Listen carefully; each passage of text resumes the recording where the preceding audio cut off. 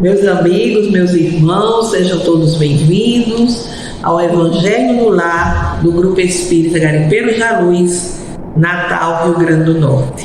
É sempre com muita alegria que aqui estamos para esse nosso encontro com Jesus, encontro da família com Jesus.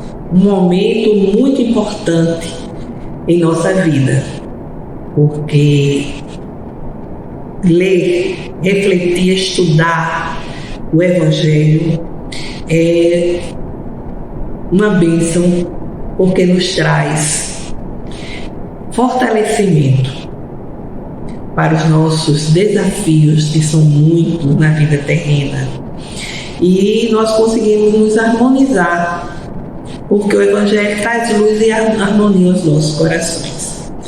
Nós sempre dizemos, nós sempre lembramos que devemos escolher um dia e uma hora para fazer o Evangelho, reunir a família. Às vezes não conseguimos reunir a família porque nem todos concordam em participar, mas que nós estejamos ali. Passamos sozinhos que não estamos, porque os guias espirituais estão conosco, mas o importante é que tenhamos esse momento. Quem conseguir acompanhar aos domingos, poderá fazer outro dia, escolhendo o dia, a hora que for melhor. E o vídeo fica no YouTube, e aquele que não quiser acompanhar conosco poderá fazê-lo. O roteiro fica aqui e a pessoa faz da forma que achar melhor, certo? O importante é que façamos. Não esqueçamos do recipiente com a água que será purificada durante a nossa reunião pelos guias espirituais. Façamos, portanto, o Evangelho, porque os benefícios são para todos nós. Eles podem nem perceber, mas eles vão se estabelecendo, se instalando em nossa vida. Então, meus irmãos, vamos fazer a nossa leitura preparatória. O livro é Vinha de Luz, Espírito Emmanuel, pela psicografia de Chico. Hoje a mensagem é 164, acima de nós. Porque está escrito: destruirei a ciência dos sábios e aniquilarei a inteligência dos inteligentes. Paulo, primeira carta aos Coríntios, capítulo 1, versículo 19. Dezenas de séculos passaram sobre o planeta, renovando a estruturação de todos os conceitos humanos. A ciência da guerra multiplicou os estados, entretanto todos os gabinetes administrativos que lhe traçam os escuros caminhos sucumbem, através do tempo, pelas garras dos monstros que eles próprios criaram. A ciência religiosa estabeleceu muitos templos veneráveis. Contudo, toda vez que esses santuários se confiam ao confronto material,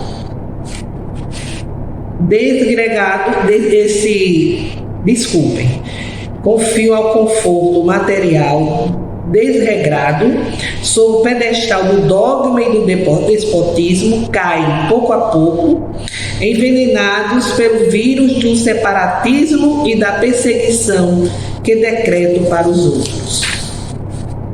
A ciência filosófica erige sistemas sobre sistemas.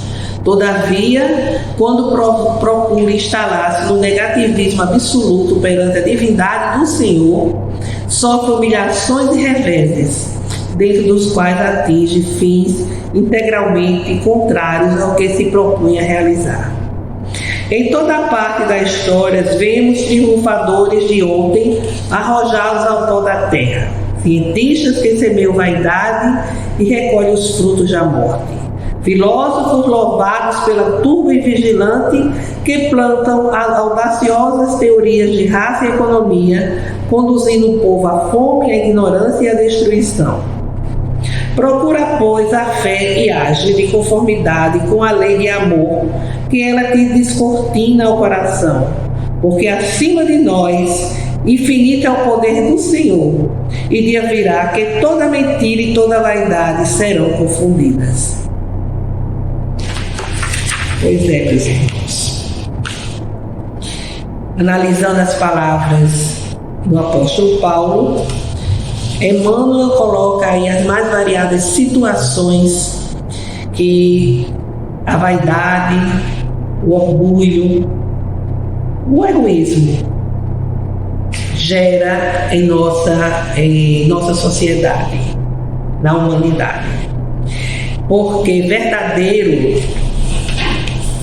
o que fica, o que permanece, é exatamente o poder de Deus. Todas essas situações, todas essas criações danosas, seja da filosofia, seja da ciência, a história demonstra que elas se destroem. E assim será, porque só o poder de Deus permanece, porque é o verdadeiro. E isso ele nos convida, portanto, que venhamos a permanecer com fé, acreditando nos desígnios do Senhor e agindo de conformidade com a lei de amor, como a gente sempre diz. A lei de amor é o que rege o planeta. Quem se distancia da lei do amor vai ter arcar com muitas consequências, podemos dizer, danosas, né? Então, nós já fizemos aqui a nossa leitura e vamos fazer a nossa prece inicial. Elevar nossos corações ao alto, a nossa mente, sintonizando com a espiritualidade. Senhor Jesus, Mestre condicional de nossas vidas, derramai vossas bênçãos sobre todos nós, iluminando nossas mentes para que tenhamos o entendimento do que será hoje estudado. Concede-nos, Divino Mestre, a força, a fé, a fortaleza que necessitamos para permanecermos na jornada terrena, em busca da vivência do vosso Evangelho de luz. Fica conosco, Jesus, agora e sempre. Que assim seja. Bem, meus amigos, vamos dar continuidade ao estudo do Evangelho, do 20º Evangelho, do capítulo 20 do Evangelho segundo o Espiritismo, os trabalhadores da última hora. Nós já vimos várias outras reflexões e hoje nós vamos concluir esse capítulo, porque são duas instruções. Uma que está no item 4, que é o espírito Erasto. E concluindo, tem a instrução, a mensagem do Espírito Verdade. Exatamente ele. Então, meus amigos, a instrução de Erasto é com relação à missão dos espíritas. A gente sabe que a doutrina espírita, ela é a terceira revelação que Deus enviou a todos nós. A primeira foi através de Moisés, depois veio a revelação através de Jesus e veio a terceira, que é o Espiritismo. E a doutrina espírita é o consolador que Jesus prometeu. Lembremos que ele disse que enviaria o Espírito Verdade, o Consolador prometido, e que nos faria lembrar de tudo quanto os tenho dito e do muito que tenho a vos dizer, mas vós não podeis suportar. Esse registro está no Evangelho de João. Então, meus amigos, a missão dos espíritos, dos espíritas, qual seria assim a nossa missão, né? Qual seria a missão do espiritismo? A missão fundamental do espiritismo é levar aos homens os ensinamentos do Cristo de forma mais esclarecedora, complementando, como ele havia prometido, complementando seus ensinamentos, nos trazendo orientações sobre aspectos que ele não tinha, ele não falou naquela época, e como ele mesmo disse, os homens não iriam suportar. Então, a missão dos espíritas, primeiro, é lutar pela sua reforma íntima, é buscar o seu autoconhecimento, para que, identificando as suas imperfeições, possa lutar para vencê-las, para superá-las. Porque à medida em que as nossas imperfeições vão sendo vencidas, vão sendo superadas, vai emergindo de dentro de nós as virtudes que se encontram em estado latente, cujo germe foi colocado por Deus dentro de nós. E à medida que a gente se esforça por essa reforma íntima, por essa luta para nos tornarmos pessoas melhores, essas virtudes elas vão eclodir. E, como disse o estudioso, médico espírita, médico psiquiatra Luiz Sérgio, ele diz que Deus plasmou dentro de nós toda essa essência da perfeição. E à medida em que que vamos vencendo as imperfeições, essa luz vai emergindo de dentro de nós.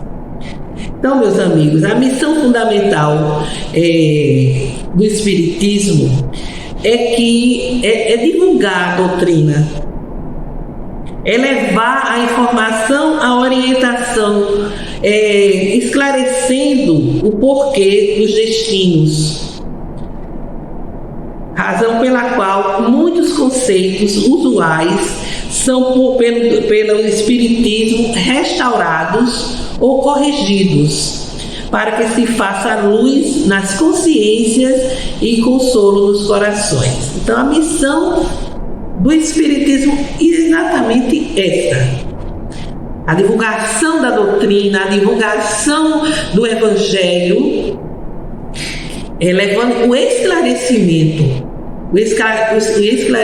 às pessoas. Mas as pessoas não aceitam, até debocham, não tem importância.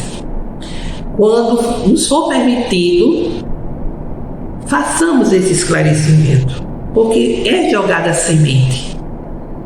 E a semente um dia irá brotar, irá germinar. Não que sejamos religiosos fanáticos, não.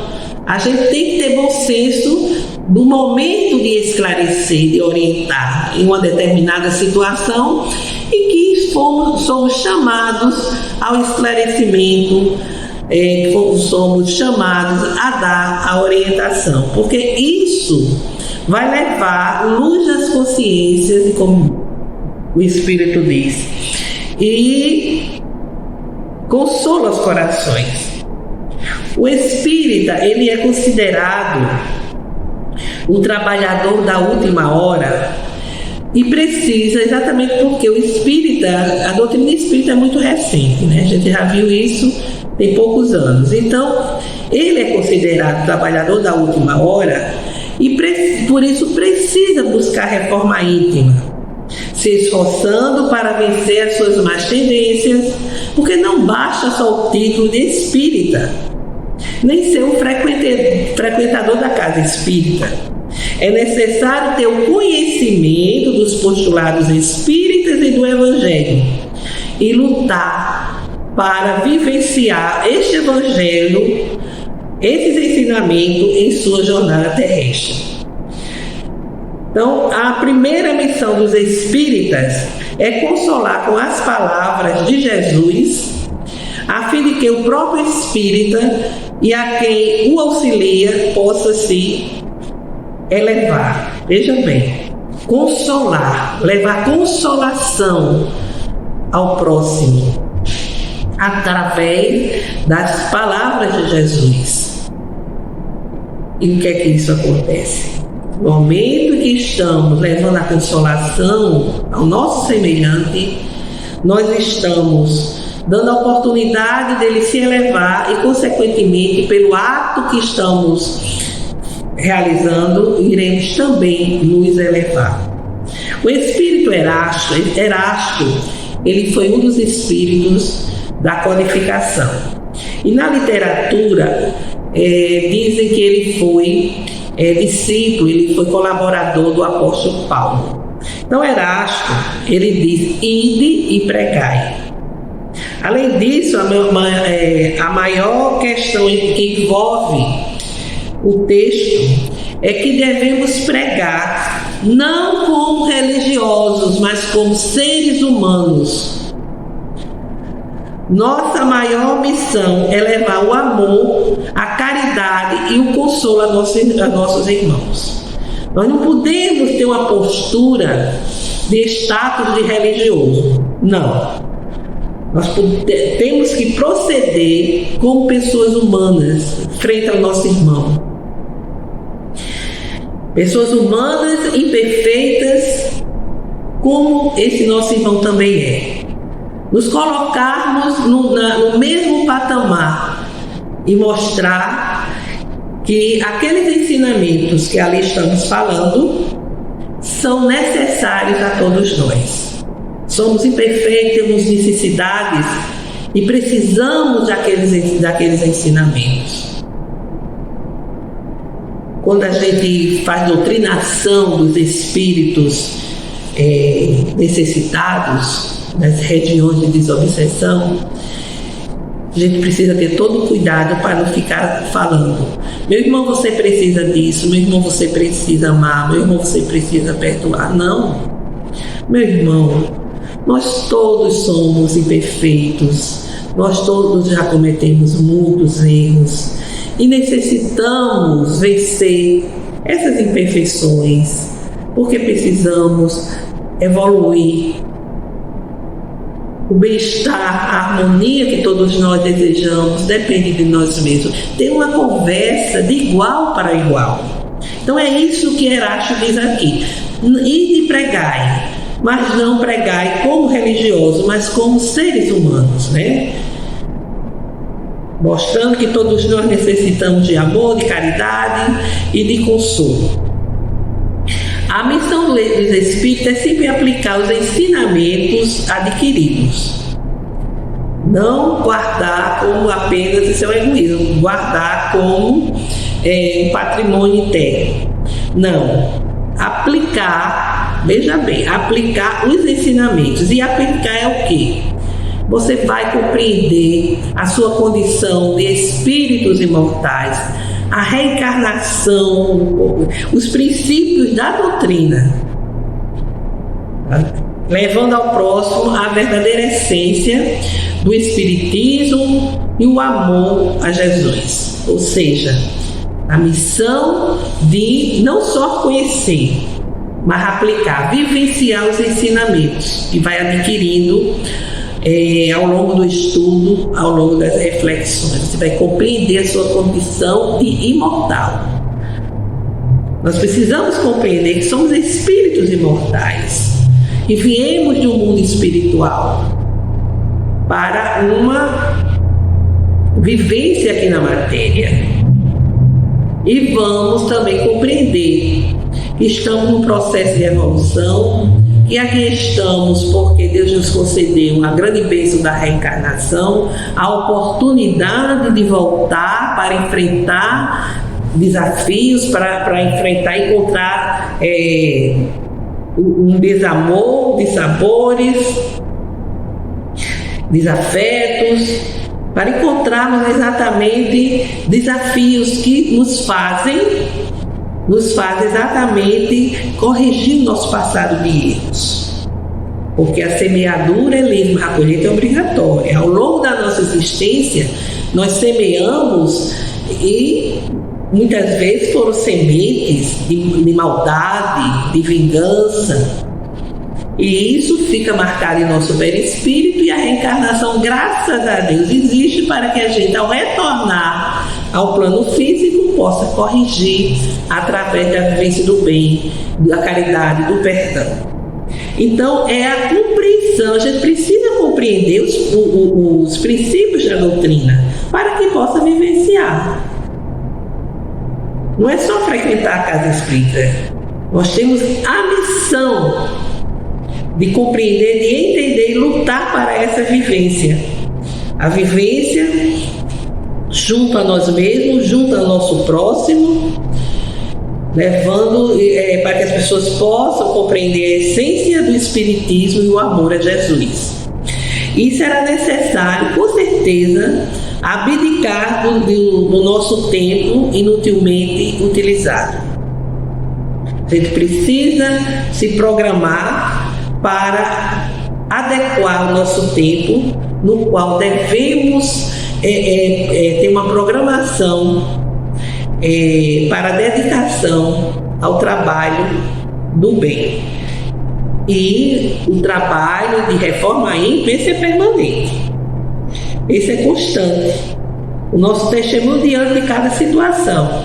Na família, muitas vezes, somos chamados a dar o testemunho da paciência, da tolerância, da compaixão, que a doutrina espírita nos ensina e Jesus também. No ambiente de trabalho, no trânsito, então, enfim, onde estivermos, essa vivência, esse testemunho precisa ser dado, até que a gente se torne aquela pessoa espontaneamente compreensiva, paciente, cheia de compaixão. E no início, essas virtudes precisam ser trabalhadas, até que elas se tornem totalmente desenvolvidas em nós mesmos e possamos assim ter uma vivência normal e natural, e não assim ficar pensando, puxa, agora eu tenho que ter paciência, meu Deus, eu tenho que ter paciência com esse meu filho, eu tenho que ter paciência com esse meu marido, com essa minha esposa. Você não pensa, você já vivencia, porque essas virtudes já foram implantadas, já emergiram, já estão solidificadas em você. Então, meus amigos, não esquecemos que muitos são chamados ao Espiritismo. Erasto diz isso. Mas muitos abandonam a caminhada. E para reconhecer aqueles que abandonaram, aqueles que estão fora da vivência dos ensinamentos, Erasto diz: observe se pratica os princípios da verdadeira caridade. Que às vezes a gente tem o rótulo, está nas fileiras espíritas, mas não tem a vivência de um espírita. E ele diz assim: os princípios da verdadeira caridade, a caridade que professam. Às vezes nós abandonamos as fileiras espíritas por esse ou aquele motivo, e nós vamos demonstrar que não estamos mais nas fileiras espíritas pela nossa conduta, pela caridade que nós estamos a professar. Professamos, mas não praticamos, mas não vivenciamos. E também observar o número de aflições que foram as aflições às quais essa pessoa levou consolação. Consolação pelo desinteresse pessoal, por amor ao próximo, por abnegação, porque eu posso não frequentar a casa espírita, posso ter abandonado até as atividades, Deus me livre, e ter uma vivência de um espírita, praticar a verdadeira caridade, levar consolo aos aflitos, atuar de uma forma desinteressada, simplesmente pelo amor ao próximo, ter abnegação. Quer dizer, o espírita é aquele que vivencia os ensinamentos da doutrina. Não são só palavras que se dizem, que vivencia os ensinamentos, que são ensinamentos voltados para a vivência do Evangelho do Cristo. Estão juntos, estão conectados. Então, a nossa missão, meus amigos, é permanecer confiante, mesmo diante das dificuldades, das tempestades, mesmo diante de tantos desafios. E precisa, assim, nós precisamos nos sustentar na fé, na esperança, na caridade, com o propósito de fazer o bem unicamente pelo bem. Erasto apresenta essas reflexões e, encerrando o capítulo, tem o Espírito Verdade. É o item 5. Ou os obreiros do Senhor. Ele diz: atingiste o tempo do cumprimento das coisas anunciado para a transformação da humanidade. Felizes são aqueles que tiverem trabalhado na seara do Senhor com desinteresse e sem outro móvel senão a caridade.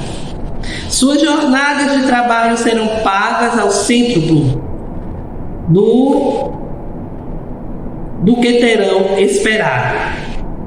Felizes serão aqueles que terão dito a seu irmão: irmãos, trabalhemos juntos e unamos os nossos esforços a fim de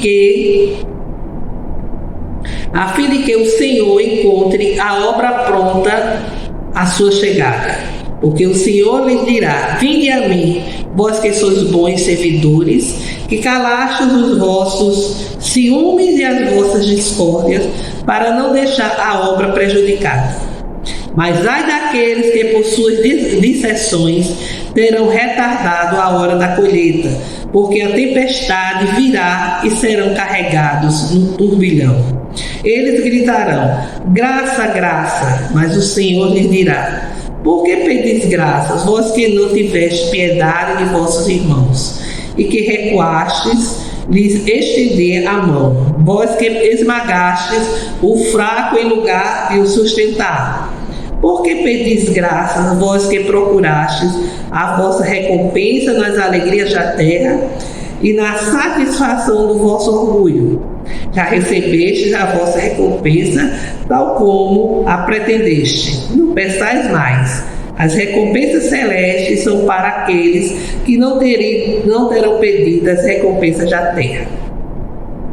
Deus faz nesse momento o recenseamento dos seus servidores fiéis e marcou com seu dedo aqueles que não têm senão a aparência do derrotamento, a fim de que não usurpem mais o salário dos servidores corajosos, porque é aqueles que não recuarem diante de suas tarefas que vai confiar os postos mais difíceis na grande obra da regeneração pelo Espiritismo. E estas palavras se cumprirão: os primeiros serão os últimos, e os últimos serão os primeiros dos céus.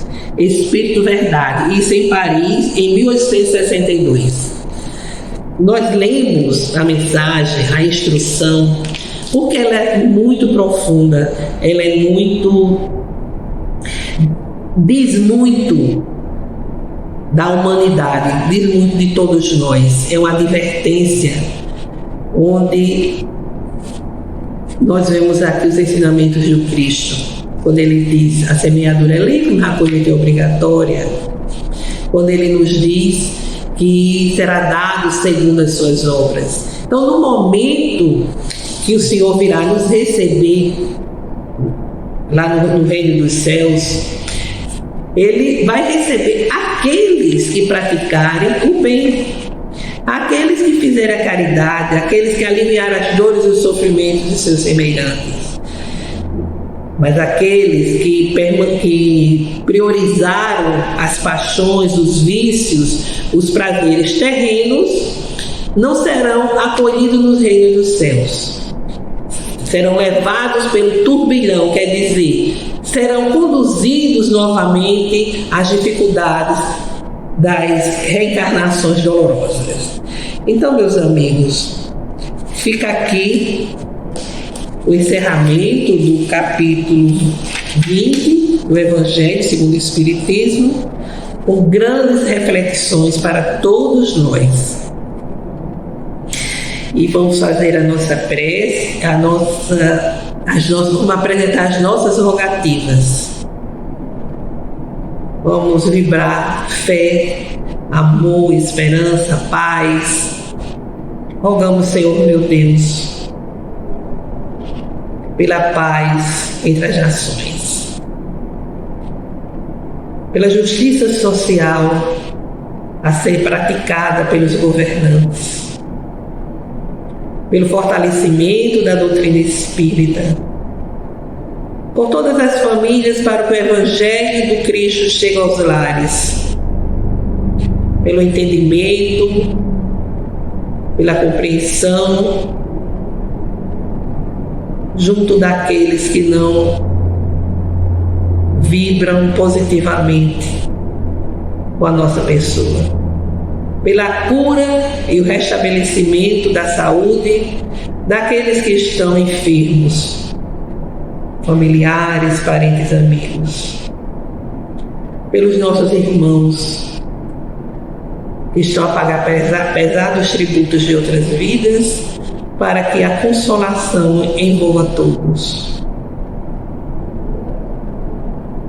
Por aqueles que ainda estão mergulhados na maldade, encarnados e desencarnados, para que cheguem à compreensão das vossas leis.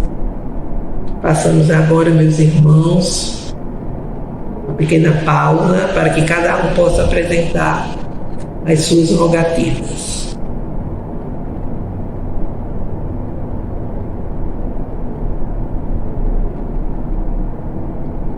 Rogamos, Senhor meu Deus, a vós, apresentando os nossos pedidos, e que venha as bênçãos da consolação, do socorro sobre todos nós.